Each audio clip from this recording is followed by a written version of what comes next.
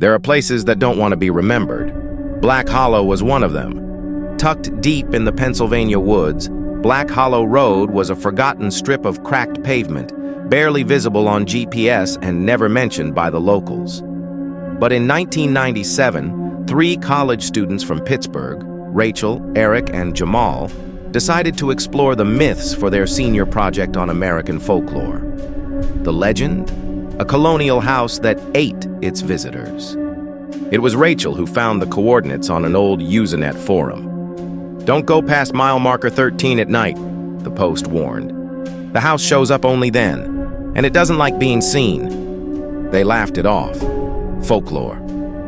That Friday, they drove out in Eric's SUV, recording their journey on a VHS camcorder. By 11:30 p.m., they passed the 13th mile marker. The road twisted into a tunnel of trees. Fog began to roll in unnaturally fast. Then they saw it. The house stood crooked at the top of a hill, barely visible through the trees. A colonial structure, tall and gray, windows like empty eye sockets. No lights, no sound, not even crickets. Rachel grabbed the camcorder. "It's exactly like the drawing from the archives," she whispered. They parked at the base and walked the path uphill. The air changed. No wind, no ambient noise, just the crunch of leaves beneath their boots. It felt like the forest was holding its breath. "Guys," Jamal said, slowing down. "Do you feel that?" The house loomed closer, and then something strange. The front door creaked open on its own. No wind. Still no sound. They stood there, silent, waiting for something, anything, to make sense. Eric grinned nervously. "Okay, so, haunted house cliché number 1, the door opens for us." Rachel raised the camcorder. "Still rolling, let's make history." Inside, the house smelled of damp wood and something else. Faintly metallic, like rust or blood. Dust coated every surface, but there were no spider webs, no signs of animals, no decay. It was like the house had been abandoned yesterday, or not at all. In the center of the hallway was a staircase, elegant but worn. At the top, a hallway stretched into darkness.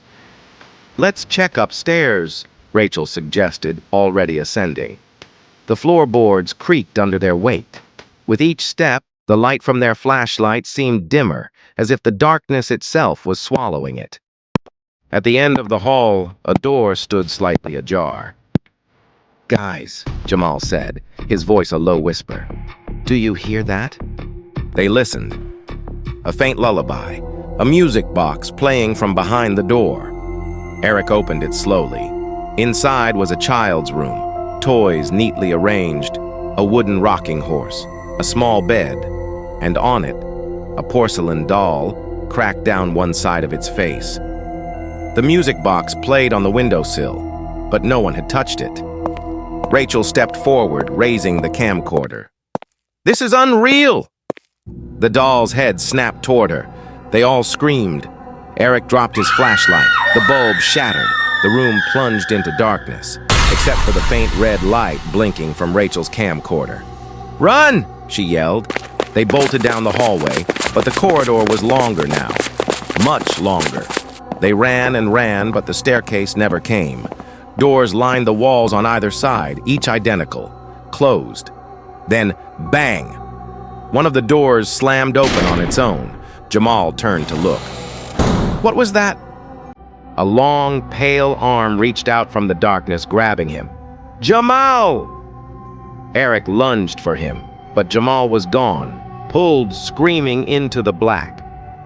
Then silence. Rachel and Eric stood frozen, backs to the wall, hearts pounding.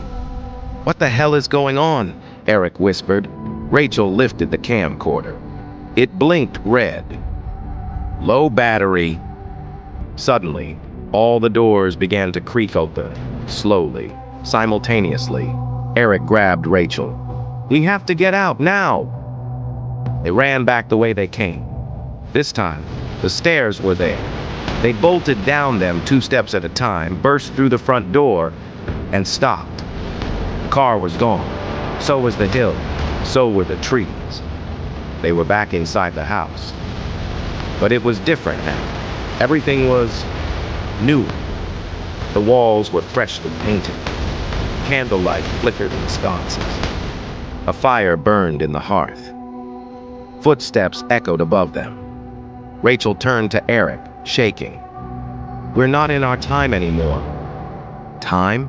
I read something. Some places, they're thin, like a crack between years. What if the house exists in every time it's ever been in? He looked around, panicked. What do we do? Find a way out. Anyway. They opened the nearest door. An elegant dining room. A feast was laid out. Food steaming. Too fresh. As they stepped inside, the candle flames flared. Then, voices. People appeared at the table. Transparent. Colonial clothes. Eating silently, like a film loop. Then one of them looked up, right at them. Its face melted into shadow. Eyes black as tar. "Back out! Go, go, go!" Eric shouted.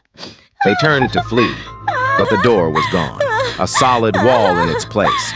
The dinner ghosts rose from the table, silent, watching. One by one, they began to point at Rachel. "No," she muttered, backing into Eric. Then a voice from nowhere. "You're the one who opened the door." Rachel's eyes widened. "What?" "You filmed us. You saw what was meant to be forgotten." Eric stepped in front of her. "Take me instead." Silence. Then, laughter. Low, echoing. "You were never meant to come here," the voice said. "Now, you never leave." The candlelight went out.